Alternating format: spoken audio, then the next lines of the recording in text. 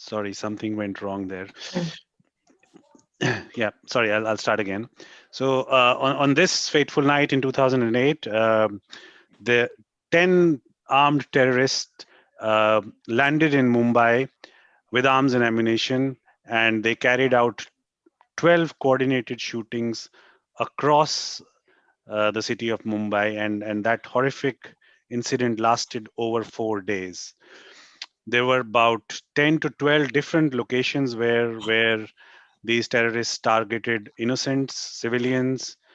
Um, at the end of it, around 170, 180 people were dead. There were 300 plus innocents who were injured, who had fatal injuries, lifelong injuries, and that pain sort of reminds us of the horrors that the people of Mumbai had to face tonight on the fateful day.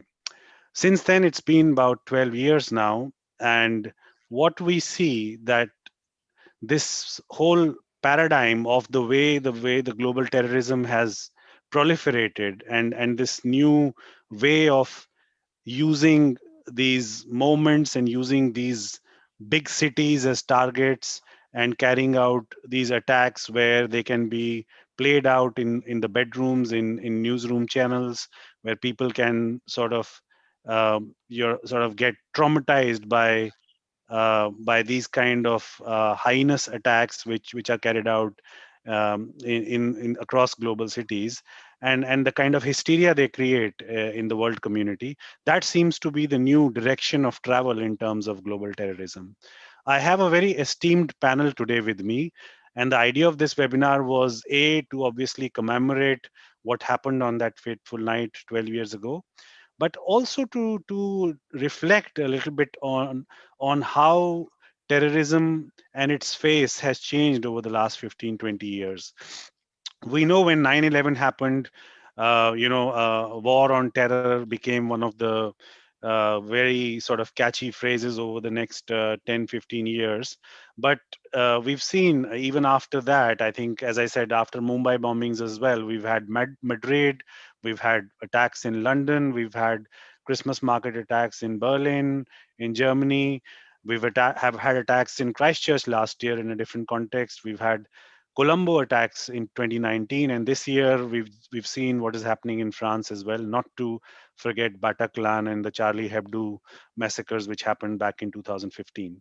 So with all of this in context, I would like to introduce Dr. Aisha Siddiqui. She's a researcher at SOAS South India Institute, and she's also a research associate with the Center of International Studies and Diplomacy there. I also have with me Dr. Paul Stott. He's a contributor to FSAS. He's a research fellow, specializes on radicalization and terrorism. He is currently on furlough from Henry Jackson Society as well. And then lastly, I also have Burzine Wagmar. He is the convener at SCARF, and he's also the member of SOAS South Asia Society.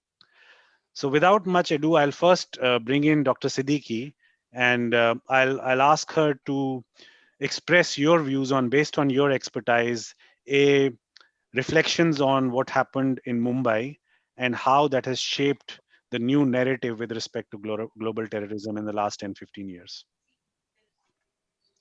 Um, well, firstly, thank you for inviting me. And by the way, it's Siddiqa, not Siddiqui.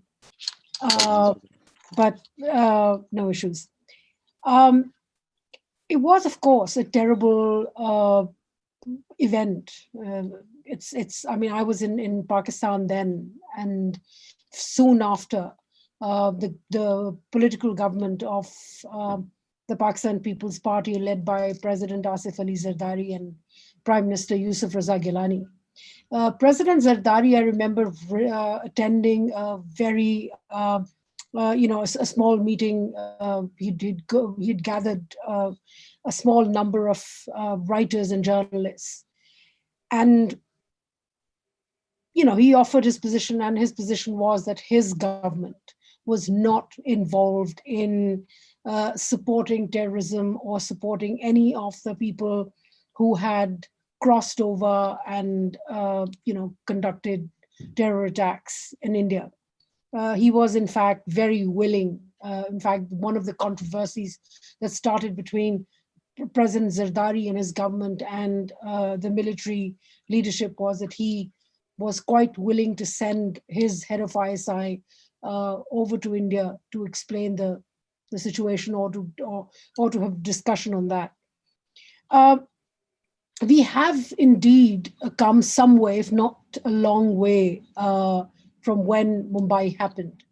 Whenever innocent people are targeted, whenever innocent civilians are targeted anywhere, it's not just reckless, but it's cruelty, definitely. And in this case, some of the Muslim scholars, especially Professor Javed Ghamdi from Pakistan, he was one of those people who did talk about that, attacking innocent civilians anywhere in the world, even if it's your enemy country, is not something which should be condoned. It's condemnable, etc., etc. Now, I would argue that despite that nothing has come out, that the Mumbai case, the trial still happens, but there are a couple of things which are worth attention. One is what is happening with the Mumbai case, and the other is what's happening globally. With the Mumbai case, what we've seen is that because of international pressure in Pakistan, the Financial Action Task Force in particular, that has helped kind of push back Lashkar-e-Taiba, Jamaat-ud-Dawa, the party, the militant group involved in it. It's really pushed them back. They're publicly not supported. Their infrastructure kind of has been wound up in certain respects. You're not visible in Pakistan, certainly not as visible as they used to be. They had a social political presence in the past. Now it's limited. You don't get to hear of them. And there are two aspects of it. One is that they are present, yet they're not fashionable anymore. The other is that there are definite pressures in media not to report about them. But in both instances, even if media doesn't report of their presence, whatever presence they have, that makes them less fashionable. So there is that that position, and I think that's connected with the larger global regional perspective, which is that the world has fought the war on terror. After the war on terror, there have been several attacks. World has fought terrorism as a development, as a kind of warfare, and that has been. There is lesser tolerance for it. And what we see, for example, that you still have, you have things happening in France, for instance, yet the scale of terror attacks has reduced.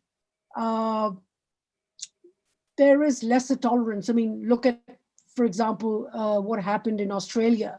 While you're mentioning terror attacks, do also mention the attack of on Muslims in Australia, which was condemned. Nobody supported it. So there has been this worldwide condemnation of terror. It has changed the nature, and I would argue that while you'll have, we've seen larger phenomenons like ISIS. You have Al Qaeda, which was starting from 9/11. It was a dominant it was a breathing entity, which kind of which had put a lot of life into terrorism, into extremism. Yet, despite that, in many parts of the world, especially the Muslim world, and even other worlds, other civilizations. You have terror as a mechanism, but it doesn't have the same force as it used to be. So we'll have instances of terrorism. It's not about to die yet. It may not have the same shape as we've seen in the last couple of decades.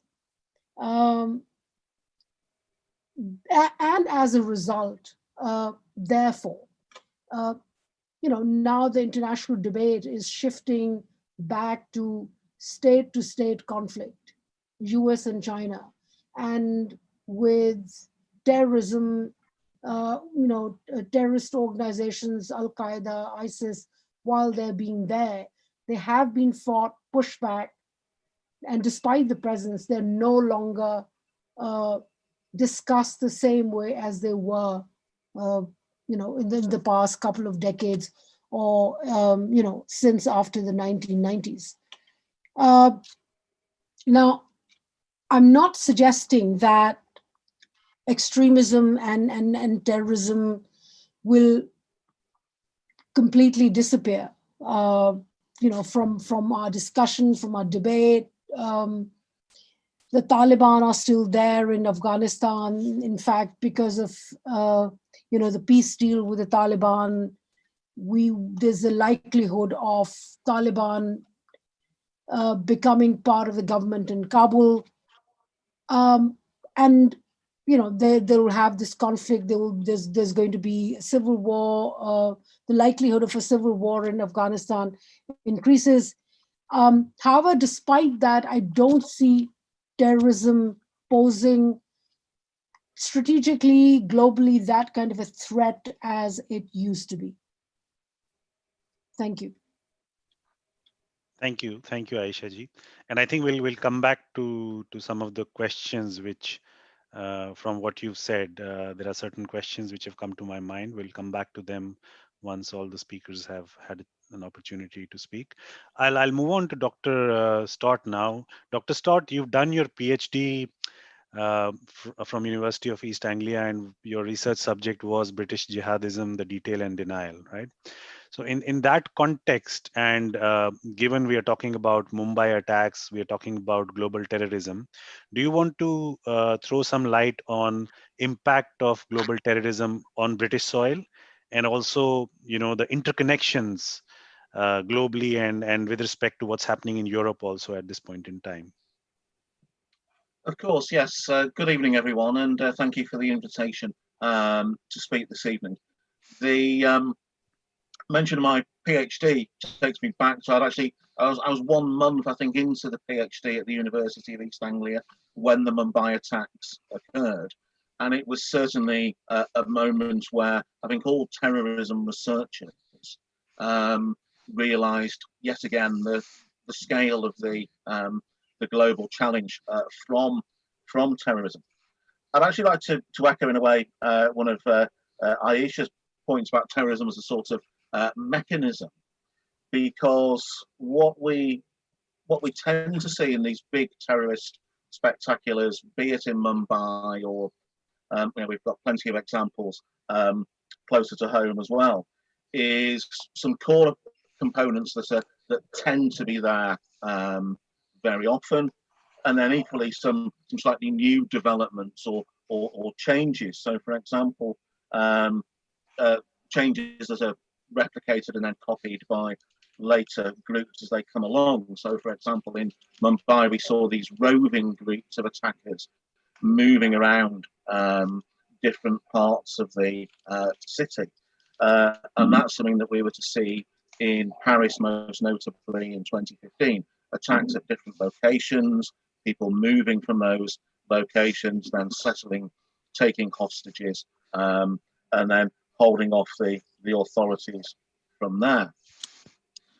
For terrorism to endure and for terrorist groups to continue, though, they tend in the main to need either some degree of direct state sponsorship or some acquiescence from a nation state, where a nation state turns a blind eye to some degree. So, for example, in Northern Ireland, the IRA knew if they escaped across the border to the Republic, the British legally weren't allowed to follow them, and usually the Irish state wouldn't return them to face charges.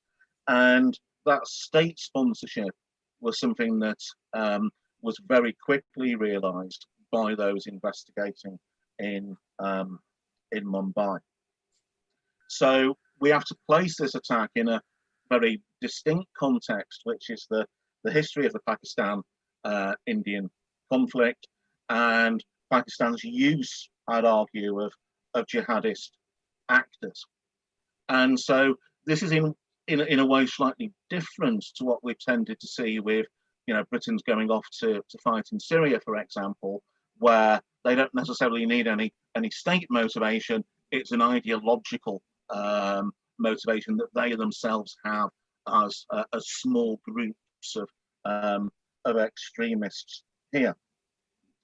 I think in the years following Mumbai, one of the most significant contributions, one of the most significant pieces of the jigsaw to emerge were actually the comments in 2017 by Pervez Musharraf, former head of the Pakistani military, former Prime Minister of Pakistan, where he stated, if people will recall, that he had always been in favour of using the jihadist groups in Kashmir, and that he was a fan of Hafiz Saeed of Lashkar Taiba. And so we get in there quite a significant, I think, admission that even if at the time some elements of the Pakistani state were unaware or not in favour of the Mumbai attacks, there's been a general policy of encouraging such actors, and that leads inevitably to this type of violence. For the very simple reason, there's a good return on it. International publicity. Pakistan, I think, has always sought to internationalize the Kashmir question, and that happened yet again in the follow-up in the media coverage following Mumbai.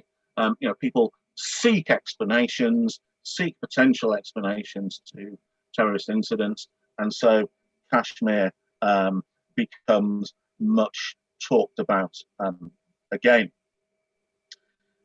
Interestingly, here in the UK, whilst I think it was probably, I don't think in the West we're necessarily as attentive as we should be of terrorist outrages in other parts of the world, but it was interesting to note here in the UK that much of the attention, when it did eventually come from campaigners, activists, from some of the Muslim representative organisations, and in particular from George Galloway's Respect Party, which was a very big player in the UK at that time, certainly in British Muslim communities. But a lot of the response when it came was to sort of pivot away from the details of the Mumbai attacks themselves, to move away from the question of the possibility of state-sponsored terrorism, and really to look critically at the media coverage. And I think it was the Daily Telegraph, one of the main conservative newspapers in the UK, who'd incorrectly identified one of the gunmen, I think at the CST, the terminus, had incorrectly identified one of the gunmen as British, and so that became then the story for some people. We must get the Press Complaints Commission taking action. We must, we mustn't allow ourselves to be divided by these dreadful media stories. That becomes the focus, and that is a great mistake, because we move on to, if you like, these secondary debates. We move on to talking about the press coverage rather than talking about the outrage itself. And I think that was a tendency which had existed before Mumbai, but has accelerated since. And that's pretty much now the standard response for some to these terrorist outrages. I think I'll probably leave it there and pass on to Berzine, and then look forward to the discussion and the debates to follow. Thank you. Thank you, Dr. Saud.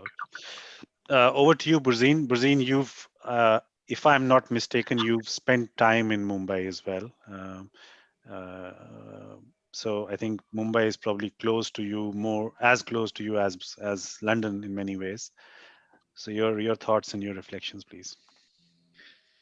Well, first things first, as Benazir Bhutto's interview around May 2000 would have us believe, following her first stint as Prime Minister from 88 to 90, that the ISI and the elements of the deep state had pretty much handed over Kashmir policy from the Pakistan Foreign Office to the LET. And therein she mentioned in that very interview, what she personally found disquieting was that not only was the Indian military up for fair game, but it was decided to expand the agenda to also include civilians and bystanders. And that has been the LET's raison d'etre since the October 89 insurgency, which broke out in Jammu and Kashmir, but particularly from 93 onwards. And that is interesting to note that from 93 onwards, it was pretty much focused on Jammu and Kashmir and had no other grievance per se. I state that in the past tense, and you will presently see why. In 94, Hafiz Mohammed Said made visits to the US, and in 95 to Britain, including, as Paul Stott has mentioned, to mosques in central England. And we know the kind of coterie and constituencies and the thinking that is there among so-called Mirpuri Kashmiris, or at least who passed for Kashmiris. But prior to November 26, 2008, Hafiz Mohammed Said gave a clarion call in May 2008, calling for the extermination of those who seek to destroy Islam, and stating very unequivocally, Crusaders, Hindus, and Jews. I think that should have been a wake-up call to one and all, just as Bin Laden's clarion call was given to the Ashar Kalausat newspaper in London, and which Bernard Lewis translated and published in Foreign Policy Journal, if you care to recollect.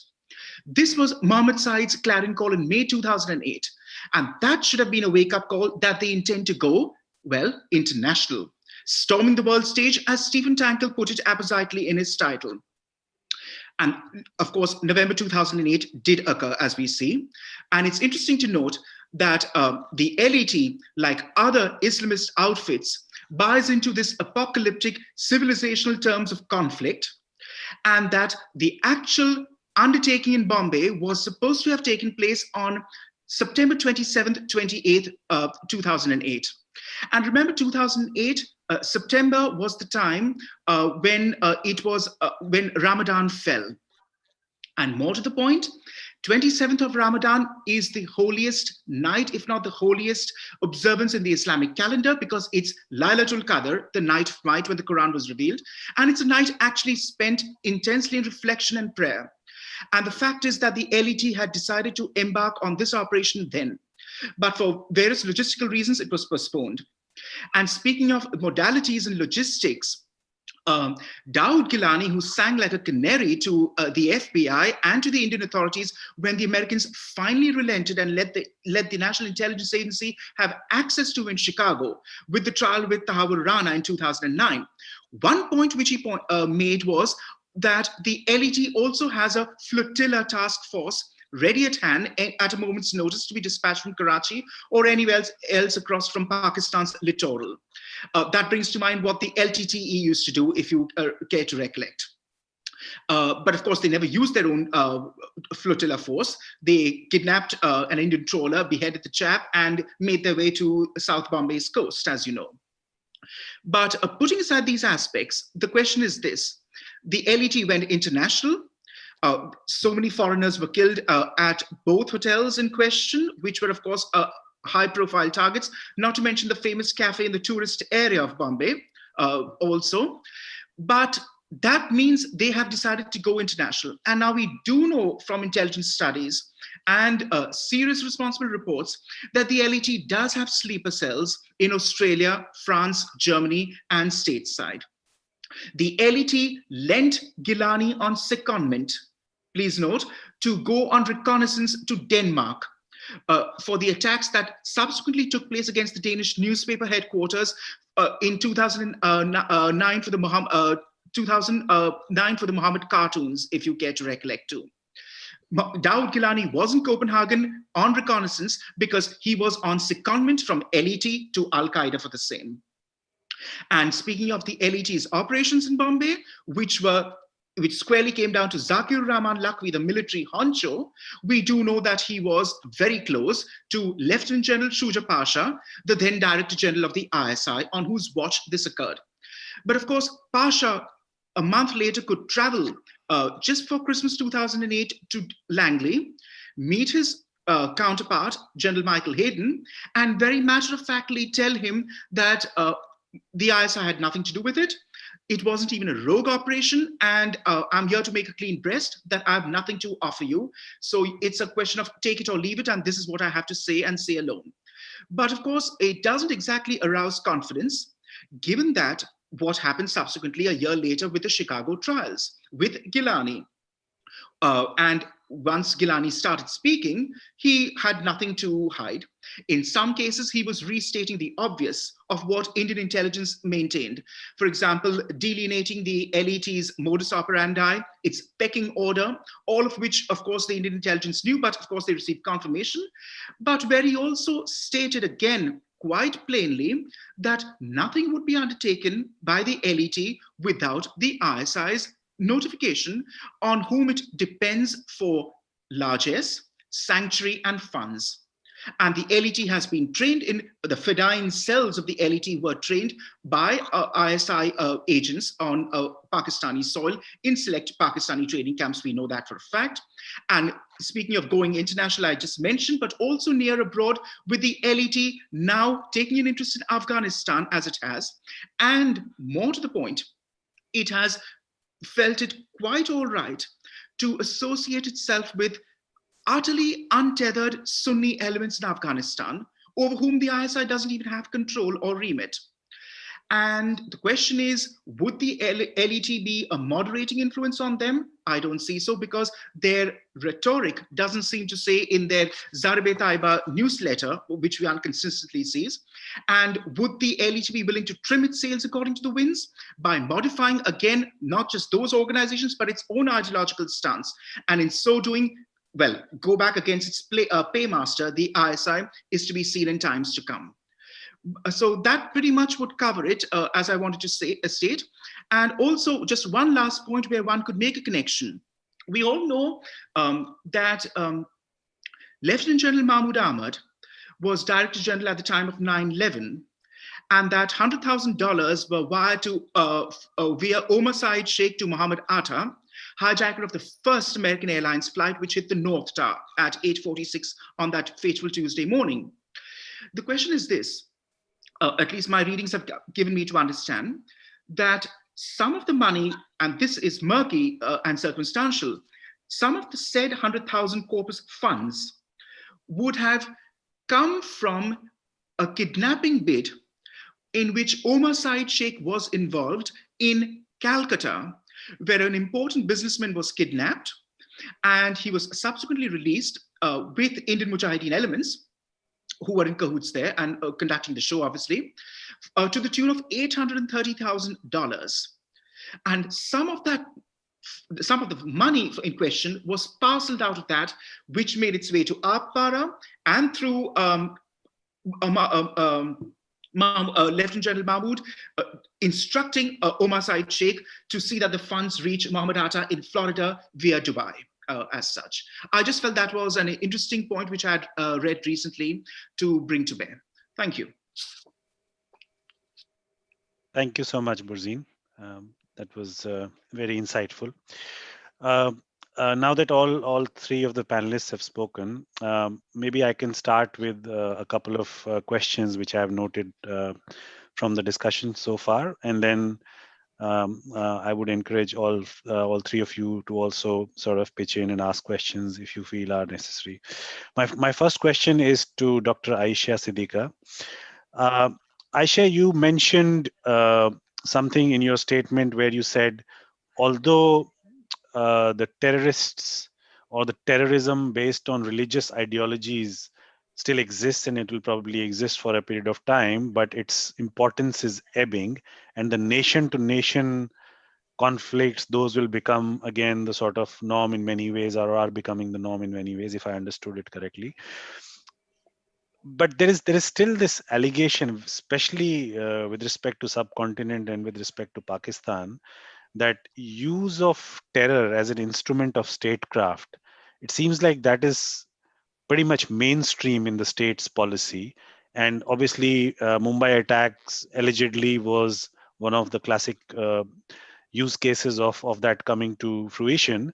But even in the last 10 or 12 years, and I don't want to go into the details of Pulwama and the blame game and whatever has happened in between, but it looks like that instrument is still a fascination of a lot of the generals, especially in Pakistan, which ends up skewing the balance of narrative which the governments of Pakistan have been trying to portray over the years. What are your thoughts on that? You know, a couple of things. I think, firstly, in as far as the subcontinent is concerned, I'm sure you've not missed the very latest, which is that Pakistan itself has come out with its argument based on some of the intelligence evidence it has from the past, and some in the last 2-3 years, that it's India which is also kind of encouraging a proxy war in Pakistan, and it's financing terrorism. Some of it may be correct, some may be just figment of imagination, but to kind of come to the point that it's proxy war or terrorism or encouraging terrorism seems to be still be a tool in the Indo-Pak subcontinent. Despite that, I don't think that this is a fashionable tool. I would kind of go back to my initial comment in my presentation that terrorism is not acceptable throughout the world, and it's becoming even less fashionable in the subcontinent. Now, to give you the reason why, I think while for a long time it's been Pakistan's tool, and when I said in my opening remarks that the PPP government, the government itself, the civilian government, had nothing to do with Mumbai, and in fact, ISI, what is being cited by my, other two panelists, that Shuja Pasha went and spoke with the American commander and said, we've got nothing to do with it. In fact, it's also, what had happened was that within a couple of days of Mumbai, ISI had gone to P5, ambassadors of P5 states, including Australia, by the way, and informed them that, look, it was our guys, but a couple of our guys would gone out of control. So there was that kind of dialogue which happened in Islamabad. And the reason I know is that I did have discussion with some of those ambassadors. Now, having said that, and violence has happened. The world has not taken kindly to this tool, ISI using this tool, and it has cost Pakistan a lot in terms of its image, in terms of its construction, in terms of a lot of things. And violence as a tool and use of religious extremists is something which is not even approved by the P5 states, and definitely not by China. Let's not forget that Pakistan's new friend in terms of it's been a very old relationship, but in terms of China's increasing influence, China does not approve of Pakistan using these, Pakistan's military using these tactics. So it's not a fashionable tool. Now, these militants remain Pakistan's first line of defense, so to speak, because nothing is settled. Kashmir is, as a problem, is still there. The conflict over Kashmir is still there. The conflict between India and Pakistan is still there. So there's nothing which is settled. So these extremists, these militants are there, but these militants are also being pushed back. What I'm telling you, it's based on the actual situation that Hafiz Saeed has just been given, he's been convicted, he's been given a sentence of 10 years in jail by anti-terror court. This is something which was not imaginable 5 years ago. Zakir Rahman Lakhvi has also been given some sentence. So Sorry, if I may come in there, but do you think some of that is also a fallout of the pressure from the FATF situation? I thought I said that in my presentation. Sorry, yeah. I thought I said that in my pressure, sure. in my presentation, that those pressures are there. So the international community itself has shown little has little patience for this tactic, and therefore the cost has gone up. And therefore, despite that, there was a lot of camaraderie between the ISI and Lashkar-e-Taiba Jamaat-ud-Dawa. I do not even think that, and there's another point which Barzin was saying about Lashkar-e-Taiba Jamaat-ud-Dawa crossing over into Afghanistan and joining hands, etc., etc. I think there has to be restrictions on that. Pakistan, if it wants to remain central to the peace deal in Afghanistan, it still is. So it has to keep a certain control on these militants. Secondly, and I think it's important to note that you have the Deobandi militant groups crossing over towards Afghanistan and fighting there. The recent UN report has mentioned Jaish-e-Mohammed, which is a Deobandi militant group. The Deobandi, in terms of the sect, in terms of belief, are the same as the Taliban. So they have much ease to operate than as compared to, for example, Lashkar-e-Taiba or Jamaat-ud-Dawa, which belong to a different sect. They've had it. It was different in the past, but and the thing is that in order to kind of operate in Pakistan, in order to even remain in Pakistan, being a sect which is not the primary sect in Pakistan, they're much more dependent on the state, on the military than, for example, the Deobandi militants. So my argument here is that their influence has reduced.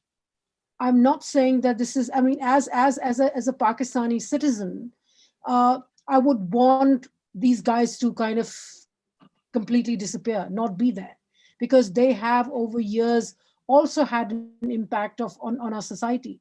But the point is that this pressure has increased the cost to a point where the state can no longer allow these militant groups, Lashkar-e-Taiba, Jamaat-ud-Dawa in particular, or even Jaish-e-Mohammed to a large extent, to operate freely as they used to.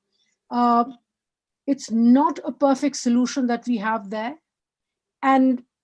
But I think that Pakistan, the government of Pakistan, I think to a large extent, the military realizes that it's caught between keeping them sweet, keeping them there, and not kind of allowing them to fight the battles as they used to. And especially as, kind of China increases its influence, as China and Iran even come into the game, being played in the region, it will become less affordable for Pakistan to have these extremist group play their game. Yeah, thank you, Aisha ji. I would move on to Dr. Paul. Dr. Paul, you said something very interesting in your talk. You mentioned, you sort of laid out sort of a difference between uh, ideological motivation to go and fight in the name of jihad or whatever, versus that ideology being provided by the state with respect to subcontinent, in this case Pakistan, right? What I wanted you to understand a little bit more was what so in terms of the common denominator, what do you think is the role of religion and the extremism in religion to play with respect to both these modus operandi, ideological, self-driven ideological motivation versus state-induced motivation, and what does that manifest itself in both in Europe and in the subcontinent? I think one of the things to note with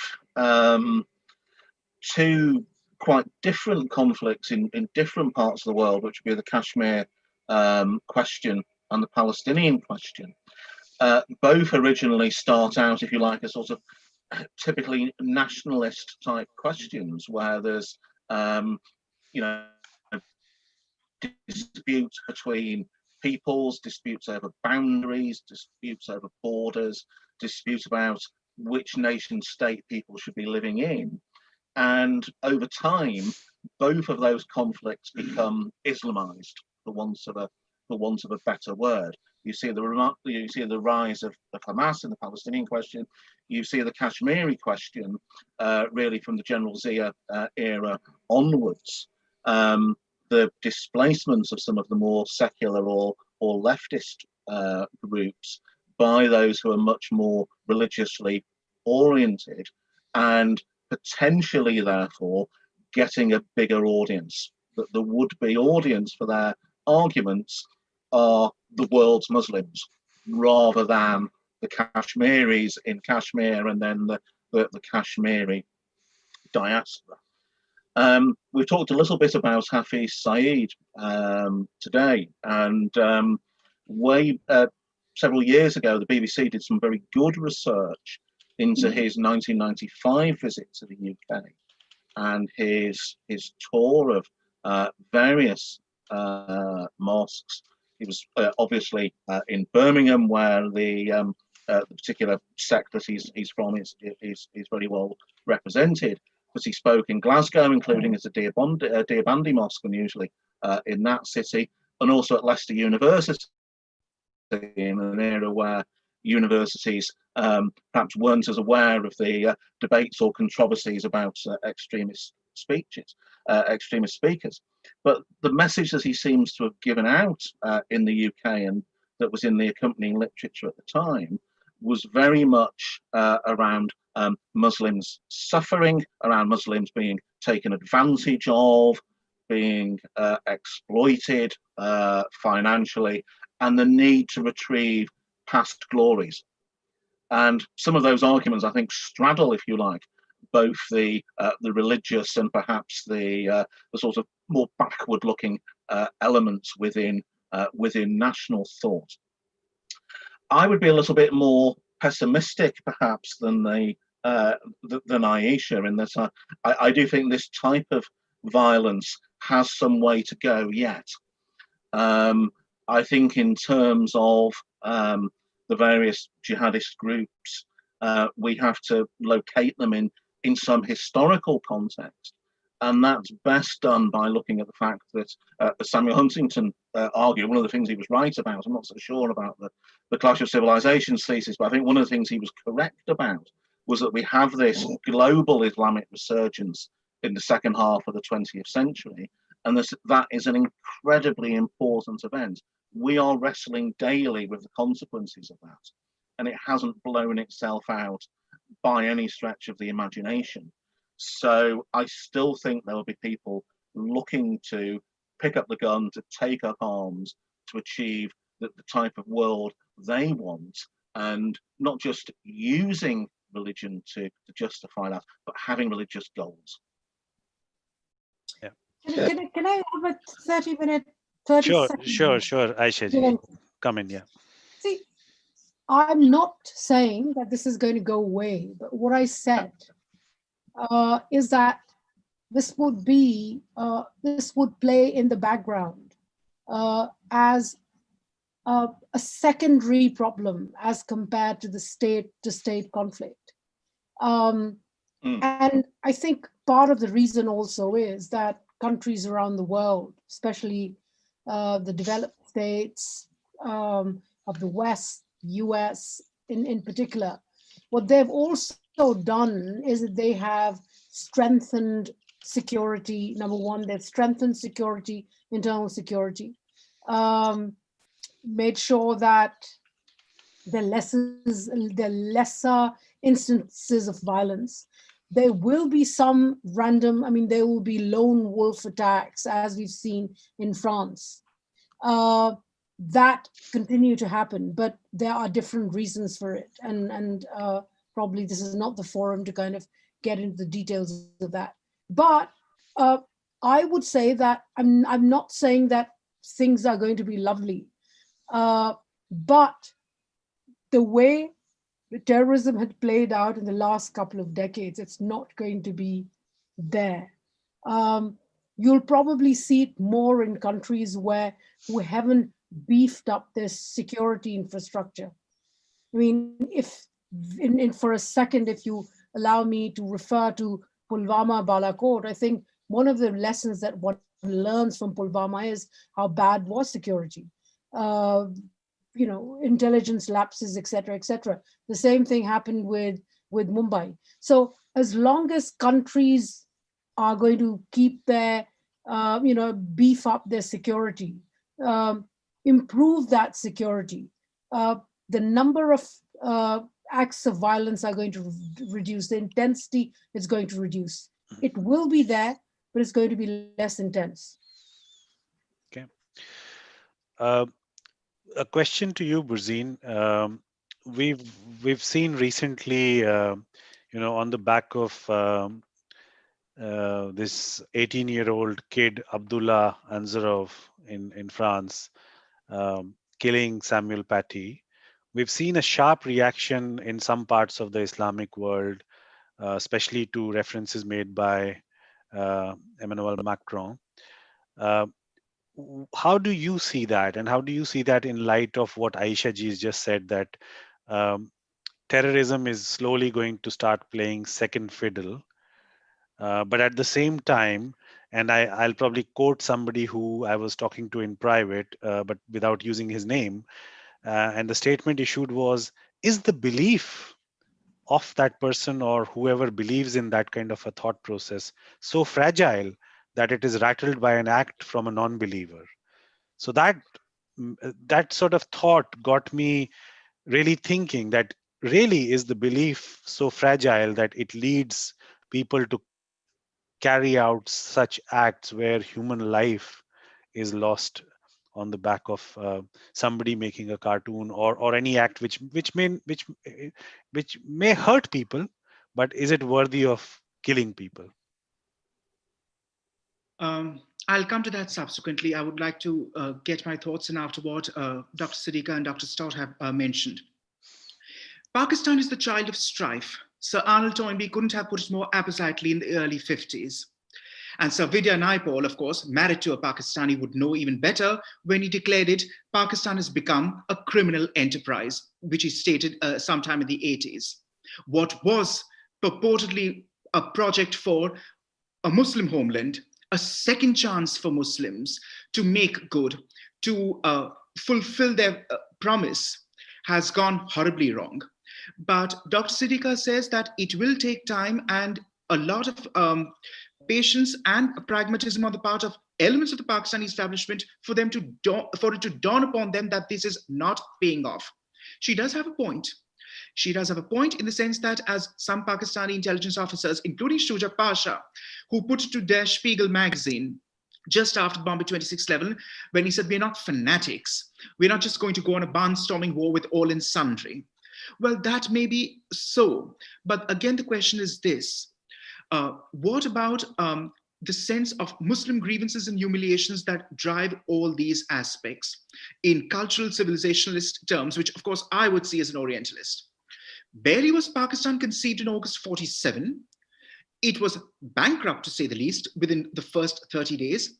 But that did not deter it from undertaking a jihadist operation, which was the first Indo-Pak War of October 47. Few months later, when Israel was declared in May 48, these very same tribesmen, Masuddin Afridi, who headed off to Baramulla and Srinagar, were agitating outside the Karachi embassy of the Americans, because it was the capital there until 59, if you recall, to go on a jihad in Palestine. So none of this, this so much is ideological zeal and fervor. And how do you contain it? Come to our times, it's just not Kashmir and Palestine. And speaking of Kashmir, questions of accession of Balochistan also go back to 1948 and are as old as Kashmir. But of course, the question becomes this: why is Balochistan not so much in the news? Well, because, or Kurdistan for that matter, which is in the news, because there we see Muslims visiting atrocities upon Muslims.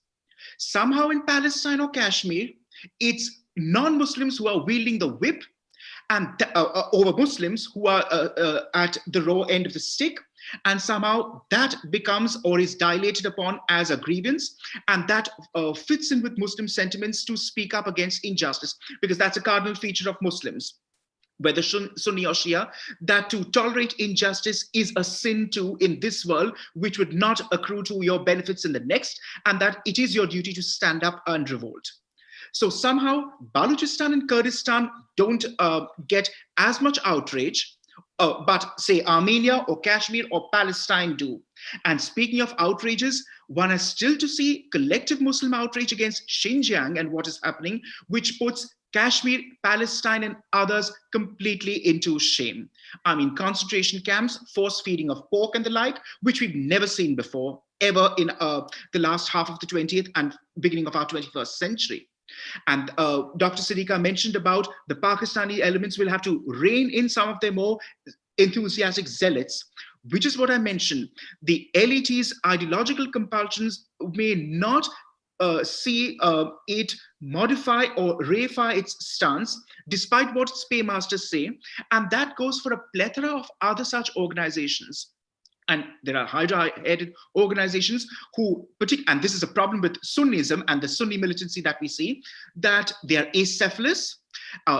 They splinter every so now and often and are fractious, declare the others takfiri elements and infidels, and therefore bloodletting is permissible of who were once erstwhile allies. And it's a vicious cycle which would destroy them, but it of course destroys so many others in the process too. The question is, again, would these elements think if Kashmir would be settled? What about Xinjiang? What about the Pakistani deep state, which has supported the Islamic Uzbek movement in the Fergana Valley? And this is not to say anything about Iran, with its own province of Jundala and its own rest of Balochistan province. And if a Sunni, unabashedly Sunni administration came to power next door in Afghanistan, Tehran feels very skittish, to say the least. And yes, as Dr. Siddiqa says, Pakistan will come under pressure, and it has privately when all of these. India's the least of it. Let's talk about the Uzbeks and Iranians and others who have had words with Pakistan on it. And the only result that comes out of all of this is, well, China.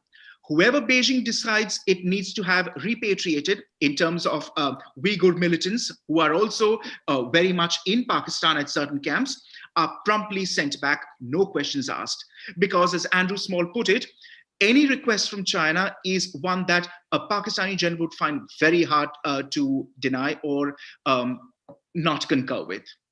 But that will be seen in times to come with how the Sino-Pak equation on this plays out. And of course, the Chinese are privately very, very skittish with Pakistan, even if they don't mention it. And as Dr. Siddiqa put it, they would like to see an end to all this. But of course, I don't see it happening anytime soon, especially not in the near future. Thank you. Thank you, Burzine. Aisha ji, do you want to respond to that at all, or should I move on to Dr. Paul? I think it's a lot of stories which not worth a response. I just wish that Mr. Burzine visits Pakistan to see why I believe that some things cannot, as a policy, not be pursued for long. I can appreciate his, his one-sided perspective on on history and even politics of extremism. But going back to your question, which you asked him and which he did not respond, see, it's very, we are looking at interaction of two civilizations. There is the French civilization, which has evolved and developed 30 years of war around religions, and their appreciation of why state and why secular ideals of the state are so important. That's a different experience from how majority of Muslims tend to see it. They get nervous. They do not believe that. I mean, for example, the whole reaction or the way the Christian societies or society in France, for example, deals with Jesus. Majority of Muslim societies do not feel the same way in treating the Prophet of Islam. Two different perspectives. Throw into that the colonial issue as well.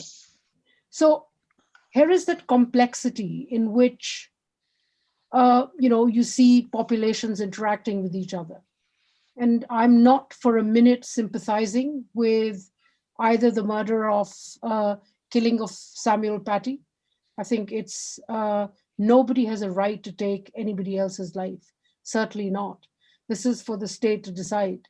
And it also kind of varies from place to place. And I think a serious kind of a dialogue has to happen within the Muslim civilization of not how do you deal with other civilizations who do not feel the same way as Muslims do about their holy figures.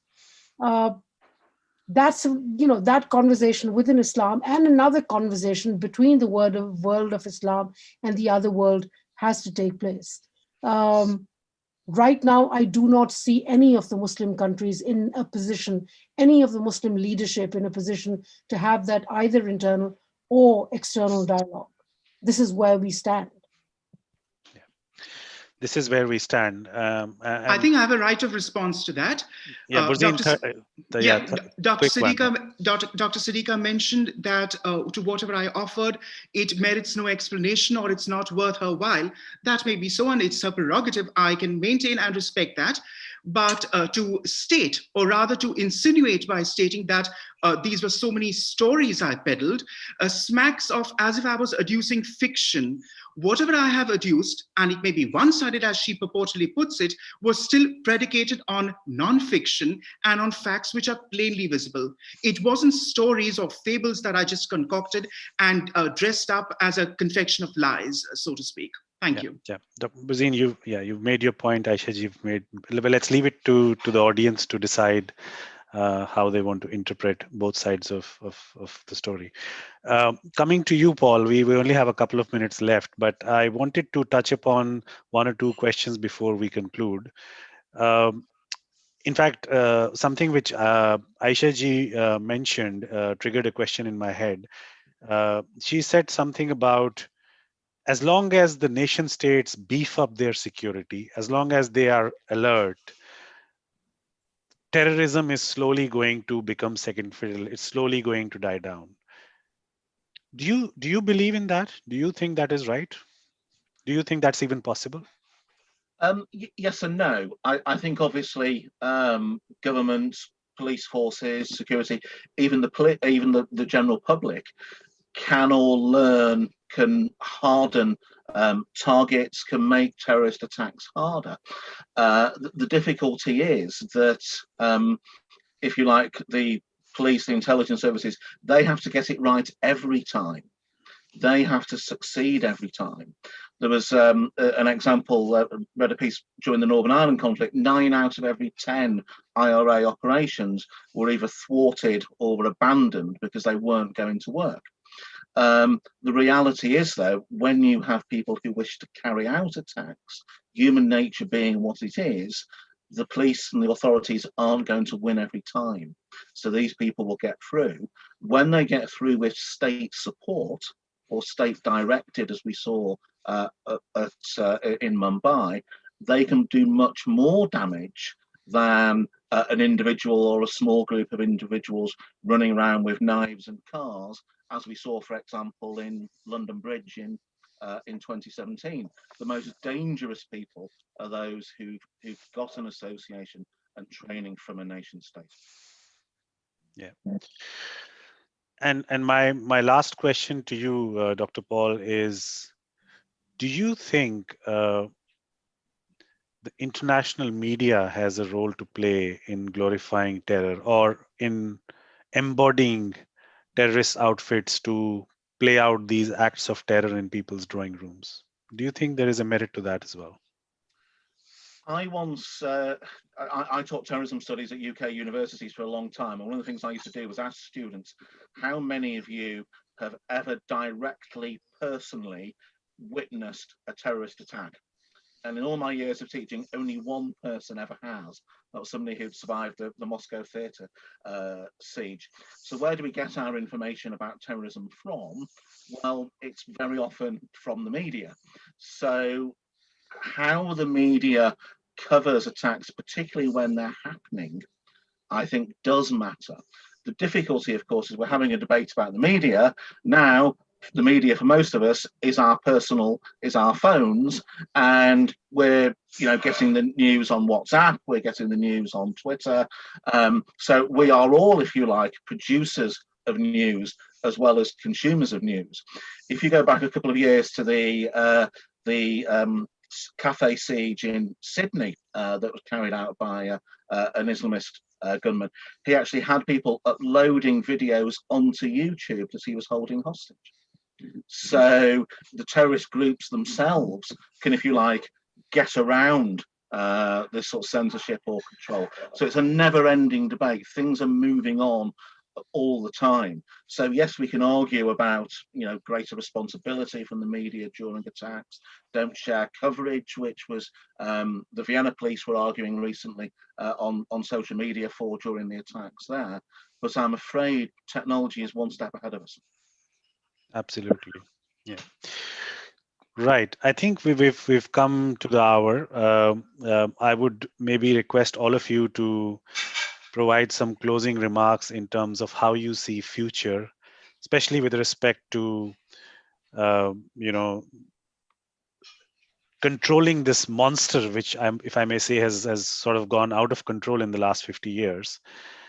How do you see the world community coming together? How do you see people to people relations building, and how do you see this whole sort of global terrorism as a monster being reined in? What are your thoughts on that? Maybe starting with Aisha ji. See, I think I have said it in the beginning, and this is what I'm going to do towards the end, that people have their reasons for carrying out violence, justified or unjustified. But I think for a number of reasons, extremism or militancy or terrorism will remain, but it's not going to be the main threat. We'll keep having instances of violence here or there, but when you look at it in terms of numbers of victims and how grand those attacks have been, I think that has begun to change. It's important that we make a note of that. Therefore, there should be, and I think it's important for countries to build on that, have dialogues, because terrorism kind of damages a society extremely, be it the perpetrator of violence or be the victim of violence. And therefore, there has to be cooperation within those states, among states, a dialogue, that needs to be built. The other is that I think there are international actions which have taken place, like Financial Action Task Force, not just in controlling one particular country here, where we have been talking about Pakistan, but I think that's a mechanism which will ensure that different states are going to build up mechanisms which would ensure that people, groups, terror groups do not use the financial system to traffic money, traffic resources, and then carry out attacks. So I'm still hopeful that we are on the course of improvement. Much needs to be done. Yet, I think we are shifting towards from non-state actors to state actors. I mean, to that level of violence. So I'd look at that and not say that. Yeah, I mean, last 20 years, last 30 years, yes, you could argue that terror by non-state actors was the most important threat. Now that's going to change. That's going to change, is what Dr. Aisha believes. Burzine, closing remarks from you. Pakistanis deserve much better after 7 decades. By extension, one could say all of the subcontinent deserves better, but at least something of a crumb of comfort in terms of promise has been fulfilled in India and also in Bangladesh now that we see, which of course is even doing better economically than both India and Pakistan. So that tells you something about the two-nation theory. And given that Bangladesh turns 50 in December 2021 next year, and I hope we are in better times next year to see it celebrate its golden jubilee.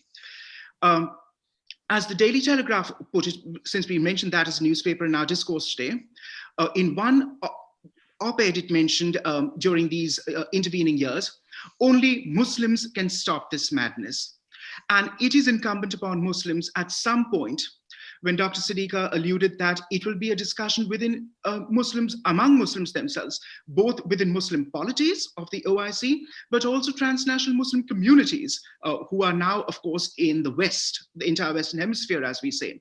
And insofar as the latter is concerned, perhaps Western Muslims could take a cue from fellow colored non-Muslims who are also domiciled now in the West, who are also citizens hailing from transitional post-colonial societies, who also face near similar predicaments and near similar issues, the daily grind of living, discrimination, and the like.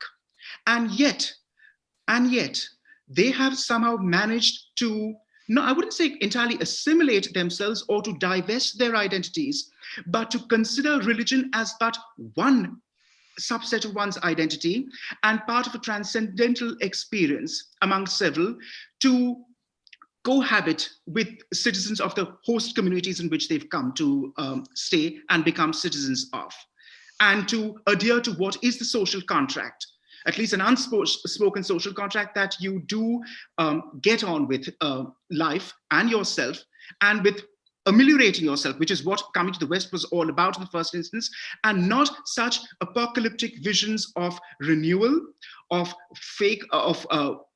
salvaging one's humiliation and face and honor. And remember that the non-Muslims in question, Asiatics that I just referred to, also come from societies where honor and face are set at a premium, but then they do not conduct themselves in the way we would see as some Muslim youth do. I suppose, in a way, I've answered your question on France, which I could not earlier. Thank you. Thank you, Burzine. Paul, your closing remarks. I'd like to hope Aisha's correct in her description of where things may go with regards to Pakistan. I do think there's probably some similarities between the period we're in now, where Pakistan has had to cede some ground, and indeed China has at the UN, with regards to the terrorism listing of Hafiz Saeed. We've seen Hafiz Saeed jailed. There's some similarity to this period and the period in the 2 or 3 years after 9/11, where, if you remember, Musharraf, I think, was faced with a pretty stark choice by the Americans of working with them. You know, you're either with us or against us. And we see a period really where the Kashmiri organizations, the jihadist groups, are put back in their barracks, and where behavior of those organizations really settles down. Terrorism does also, in addition to that, in addition to the state direction, does also seem to go through periods of lulls as well. And we're in one of those lulls at the moment, with both Islamic State and Al-Qaeda lacking direction. We've been here before, though. After 7/7, there was no deadly terrorist attack in Britain by jihadists until 2013. So just because it's quiet at the moment, nothing about a trend guarantees its continuation. And I do feel that Islamic resurgence of the latter half of the 20th century is far from played out yet. And that means, unfortunately, the violence which followed in its wake is far from played out either. Thank you, Dr. Paul. And on that note, I would like to bring today's proceedings to a close. I would like to personally thank all my panelists for taking the time out today and interacting on this panel with Jammu Kashmir Study Center. We have in our hearts all the victims of 26/11 Mumbai attacks, 2008, and in fact, any individual who's suffered from terrorism for the last 20, 30, or God knows how many years this has been going on. And we hope that, in times to come, as Aisha ji is saying, we hope that this monster is reigned and some sanity prevails and world citizens come together and there is more peace and there is harmony among communities. And on that note, stay tuned to Jammu Kashmir Study Center for more interesting webinars. And thank you very much. Good night. Thank you. Bye-bye.